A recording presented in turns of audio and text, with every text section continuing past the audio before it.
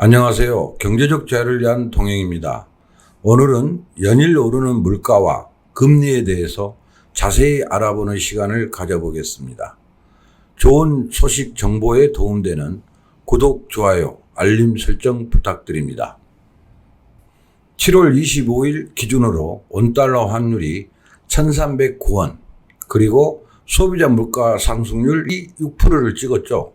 지속적으로 오르는 물가에 한은이 사상 처음으로 금리를 두 단계 한꺼번에 상향하는 빅 스텝을 지난 13일에 단행했는데, 참고로 금통위 6면 전원 만장일치였습니다. 이렇게 정책의 방향이 급히 바뀌면 생기는 문제는 뭐냐? 시장에 큰 충격이 옵니다. 근데 이 사실을 누구보다 잘 아는 한은에서 빅스텝을 단행한 것은 그만큼 물가 상승이 심각하다 본 건데, 실제로 현재 물가가 잡히지 않고 있고, 더 정확히 말해서 물가 상승의 폭과 속도가 모두 악화되어 있는 상황입니다. 참고로 본격적인 금리 인상은 작년 8월부터 나타났네요. 그래프를 보시면 2020년 초반에 코로나로 0.5%까지 하락하다 8월부터 5월까지 0.25pp씩 조금씩 오른 게 보이죠. 7월에 결국 0.5pp를 한 번에 인상해 2.25%를 기록합니다. 통계청 자료를 참고하면 물가 상승률의 속도가 체감됩니다. 물가 상승률이 3%에서 5%까지 올라가는 데는 약 7개월이 소요되는데요. 5%에서 현재 수치인 6%까지는 불과 한 달 만에 도달하게 되었네요. 그리고 이 기조가 쉽게 잠재워질 것 같진 않다는 게 문제입니다. 실제로 요즘 외식하거나 마트를 가보면 확실히 체감이 되실 겁니다. 통계 정보를 보시면 도매시장 상추 평균가는 4kg당 약 72,000원에서 평년 가격보다 5만원가량 급등했죠. 이처럼 물가 상승률 품목 중에 이미 절반 넘은 항목들의 상승률이 5%가 이미 넘었고, 점점 그 범위가 넓어질 겁니다.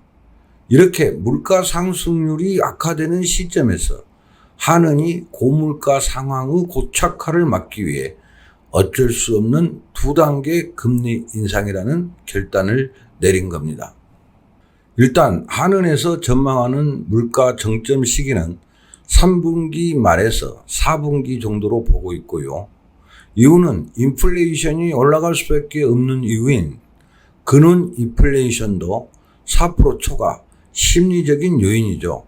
사람들이 물가가 점점 오를 거로 생각하는 기대 인플레이션도 4% 초과, 이렇게 고공행진을 한다는 건 당분간 물가는 잡히기 어렵다고 보는 게 맞겠네요. 여기서 끝이 아니고 더 위험한 건 이 물가 상승의 고공행진이 고착화되는 것인데, 실제 정점 뒤에 당장의 안정화는 어려울 것 같습니다. 정점을 찍고서 완만하게 하강 곡선을 그리며 내려올 것으로 예측되고 있습니다.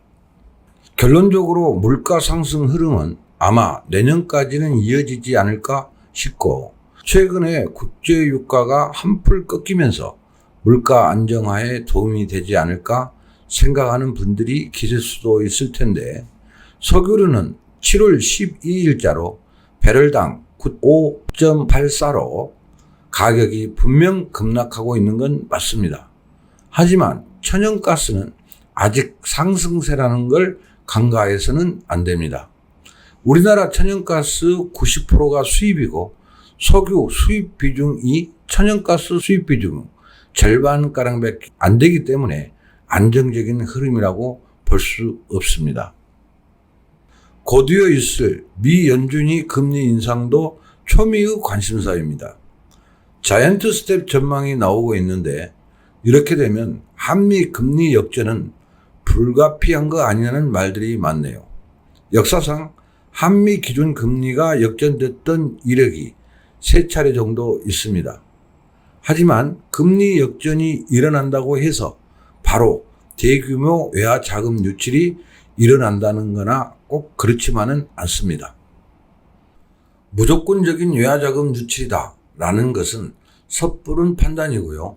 일단 올해 남은 세 차례 금리 인상에 모두 0.25pp씩 조금씩 상할 것으로 보이고 금리 역전 현상은 당분간 지속될 것으로 보이는데 한은은 이렇게 0.25pp씩 지속적으로 올리겠다는 것은 금리 역전의 기간이나 그 폭을 두고 보고 있지만은 않겠다는 뜻이 내포되어 있는 것입니다.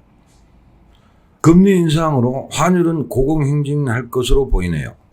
현재 환율은 1,300원대를 웃도는 수치로 유지 중인데 KDI에서 전망하는 수치가 1,400원대인 걸로 보아 실제로 환율은 계속 오를 겁니다. 이때 환율 방어를 위해서 한은이 달러를 시중에 팔게 되면 외환 보유고는 점점 줄어들 것이고 자칫 과거의 외환위기가 또 오는 게 아니냐는 불안감이 조성되고 있는데요. 이 시점에서 거론되는 것이 한미 통화 스와프입니다. 제닛 앨런 미 재무장관이 19일 방한에서 추경호 장관과 이창용 한은 총재와 만남을 가졌는데요. 앞으로 환율의 불안전한 흐름이 지속된다면 방어를 위해서 한미 통화 스와프를 논의해야 하는 상황입니다. 사실상 관련 내용은 재무장관의 업무 소관이 아니고 미국 연준의 소관이기 때문에 이번 방안에서 직접적인 언급은 없었죠. 필요시에 유동성 있게 추진할 수 있는 사항이라 봅니다. 사실 제일 문제가 되는 건 대출자들입니다. 이자는 계속 불어날 거고요. 기업이나 취약계층, 소상공인들과 자영업자들에게 지원했던 코로나 금융지원이 끊기는 시점에서 대책이 필요한데 한은에서 이 내용을 알고 있다고 언급했죠. 동시에 정책적으로 제시한 것이 코로나 피해 관련 대출 이자율을 유지하기 위해 추가 연장을 모색했다는 것인데요. 이들에게 적용되는 대출이 변동금리 비중이 70~80% 정도인 점을 감안해서 고정금리로 점진적으로 변경할 수 있게 대책을 제공하는 게 이들이 더 위축되는 것을 막을 수 있는 방법이라 봅니다. 이렇게 경기가 침체되면서까지 물가를 잡아야 하나 많은 사람들이 궁금해합니다. 잘 생각하셔야 할 것은 물가 상승의 흐름이 한번 고착화 되면 그 이후에 좀처럼 되돌리기가 어렵다는 점입니다. 물가 상승이 지속되면 어떤 일들이 벌어지냐?